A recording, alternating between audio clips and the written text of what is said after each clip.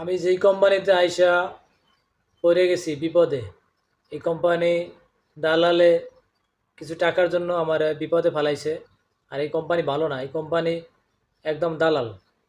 ইন্ডিয়ানই তো ভালো না, এলো বিভিন্ন ধরনের মানুষ এরকম আইন না, ব্যবসা করে কিছু টাকা খায়, এবার কাজ না থাকে লোক পাঠায় দেয় জায়গা, বিভিন্ন জায়গায় জায়গা, অত দেশে জায়গা, নালে কোথাও যাইলে জায়গা, কিন্তু এদেশে কাজ নেই। আমার দালালে জানে এই দেশে কাজ নেই, আমার যে দালালে আমার আনছে ওই জানে এই দেশে কাজ নেই, তারপরও আমার কিছু টাকা খাওয়ার জন্য আমার বিপদে ফেলাইছে। আজকে আমি বিপদে পড়ে রয়েছি, কোনো আমি কিছু করতে পারতেছি না। আমি শীঘ্রই দেশে চলে আসবো, তাও আমি কিছু আমার টাকা পয়সা দিয়ে আমি দেশে চলে যাবো, তাও দিতেছে না। এমন একটা মুসিবতে আছি। আমি কয়দিন ধরে টাকা চাইতেছি, আজকে রমজানের আগের থেকে আমি কইছি আমার টাকা দিয়ে আমি চলে যাবো গিয়া, আমার টাকা দিতেছে না। তা রমজান পার ঈদ গেছে গা, কিন্তু আমার টাকা দিতেছে না। এই অবস্থা, তাহলে আর কী কমো, এই কোম্পানি এলো ভালো না, টাকাও দিতেছে না। বেতন পাবো, বেতনও দেয় না।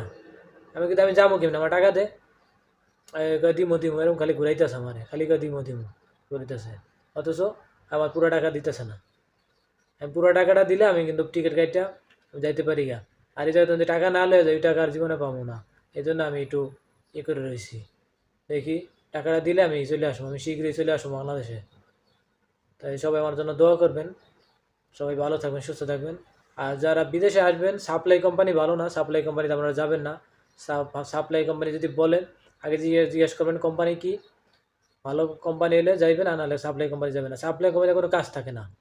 সাপ্লাই কোম্পানি কেউ বেতন বেশি, কিন্তু কাজ থাকে না সাপ্লাই কোম্পানিতে। বেতন বেশি দিলে আপনার কাজ যদি না থাকে, আপনি বেতন বেশি দিয়ে কী করবেন? যদি কাজ না থাকে বেতন দিব না।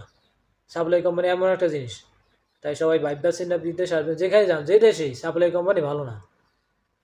তাই সবাই ভাববেন না বিদেশ যাইবেন। দালালের মাধ্যমে এখন বেশিরভাগ আত্মীয় স্বজনের মাধ্যমে গেলে এরাই বিপদে পড়ে, কি লিগে? আত্মীয় স্বজন কিছু টাকা খাওয়ার জন্য ওরা বুঝতে পারে না। তাই আত্মীয় স্বজনের মাধ্যমে না আসাটাই উচিত। তাই সবাই ভালো থাকবেন, সুস্থ থাকবেন। আল্লাহ হাফেজ।